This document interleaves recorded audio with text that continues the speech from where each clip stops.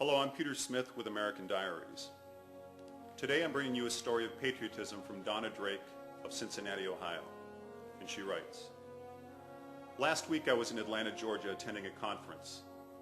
When I was in the airport returning home, I heard several people behind me beginning to clap and cheer. I immediately turned around and witnessed one of the greatest acts of patriotism I have ever seen. Moving through the terminal was a group of soldiers in their camos. As they began heading to the airport, everyone, well almost everyone, was abruptly to their feet with their hands waving and cheering.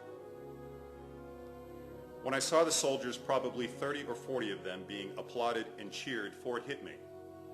I'm not alone. I'm not the only red-blooded American who still loves his country and supports our troops and their families. Of course, I immediately stopped and began clapping for these young, unsung heroes, for they are putting their lives on the line every day for us so that we can go to school, to work, and go home without fear or reprisal. Just when I thought I could not be more proud of my country or our servicemen and women, a young girl not more than 6 or 7 years old ran up to one of the male soldiers. He kneeled down and said hi.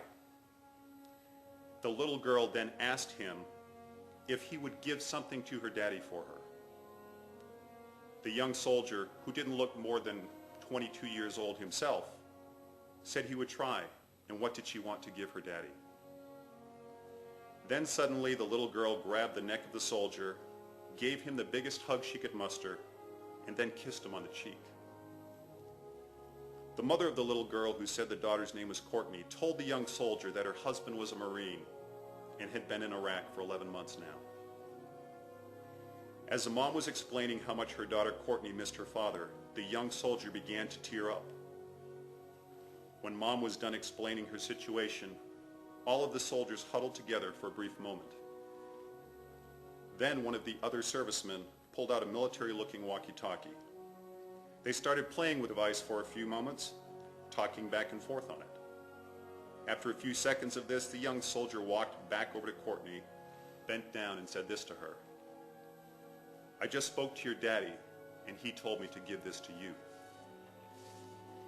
He then hugged this little girl that he had just met and gave her a kiss on the cheek. He finished by saying, "Your daddy told me to tell you that he loves you more than anything, and he's coming home very soon." The mom at this point was crying almost uncontrollably. As the young soldier stood to his feet, he saluted Courtney and her mom. I was standing no more than 6 feet away from this as the entire event unfolded. As the soldiers began to leave, heading towards their gate, people returned their applause. As I stood there applauding and looked around, there were very few dry eyes, including my own.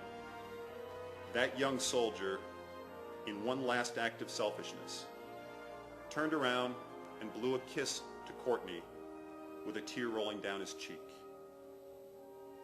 We need to remember every day all of our soldiers and their families and thank God for them and their sacrifices. At the end of the day, it's good to be an American. Stand strong, America. Continue to support our troops and our leaders, for they are fighting for the freedoms that we enjoy.